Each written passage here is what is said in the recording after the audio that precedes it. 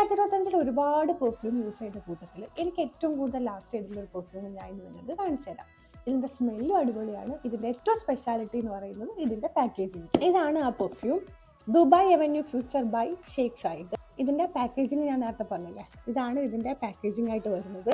100 ml ഒരു ബോട്ടിലാണ്. നല്ലൊരു അടിപൊളി പാക്കിംഗ് ആണ് കേട്ടോ. എന്നിട്ട് ഇവിടെ ഒരു സ്വിച്ച് ഉണ്ട്. നമ്മൾ ആ സ്വിച്ച് ഇടുകയാണെന്നുണ്ടെങ്കിൽ പുറത്താണെന്നുണ്ടെങ്കിൽ ഇതുപോലെ ലൈറ്റ് വരും, കണ്ടില്ലേ. ഇതിൻ്റെ സ്മെല്ലിനെ കുറിച്ച് പറയുകയാണെന്നുണ്ടെങ്കിൽ